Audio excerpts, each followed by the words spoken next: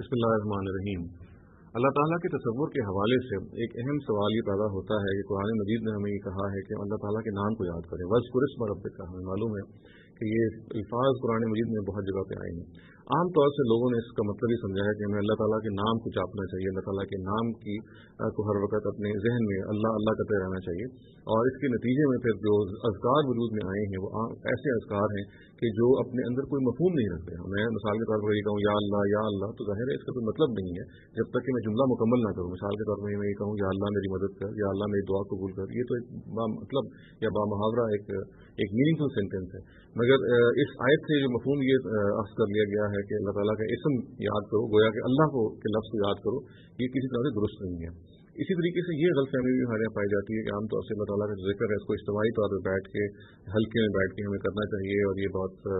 برکت کی بات ہے، اور اس کے نتیجے میں ظاہر ہے کہ بہت ساری جو برکات ہیں اللہ تعالیٰ کی ہم سمیٹے ہیں۔ اگرچہ ہم اس پہ کوئی نظیر نہیں کر سکتے، تاہم یہ کہہ سکتے ہیں کہ اللہ تعالیٰ کے ذکر کی جو روح ہے وہ یہ ہے کہ اس کو ہم علیحدگی میں کریں، پرائیویٹلی کریں۔ خداوند تعالیٰ کو یاد کرنا ایک ایسا عمل ہے جو انسان کے اپنے ذاتی تزکیے کا باعث بنتا ہے، اور یہ تزکیہ اس کا تب ہوتا ہے کہ جب وہ یہ کام بالکل تخلیہ میں کرے۔ چنانچہ ایک اور بات بھی جو اس ذہن میں رہنی چاہیے وہ یہ ہے کہ اس آیت کا جو مطلب ہے وَاذْكُرِ اسْمَ رَبِّكَ،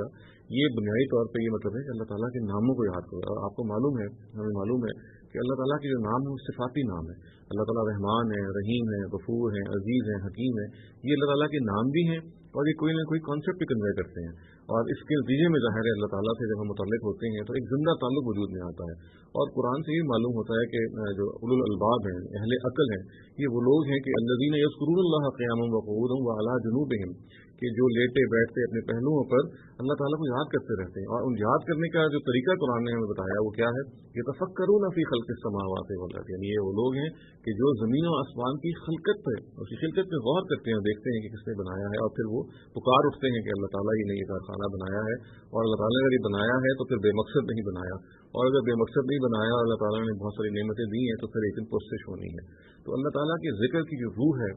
وہ اس کے ساتھ زندہ تعلق ہے، اس کے ناموں کو یاد، اس کے صفاتی ناموں کو یاد کرنا، اس کی بنائی ہوئی کائنات پہ غور و فکر کرتے رہنا، اور بار بار اس بات کی یاد دہانی اپنے آپ کو کرواتے رہنا کہ ہمیں اللہ تعالیٰ نے ایک مقصد کے لیے پیدا کیا ہے، اور خود وہ جو اس کائنات کا بھی ایک مقصد ہے، اور ہمیں اس مقصد سے ہم آہنگ ہوتے رہنا چاہیے اور اپنی آخرت کی فکر کرتے رہنا چاہیے۔ اقول قولی ھذا واستغفر اللہ لی ولکم ولسائر المسلمین والمسلمات۔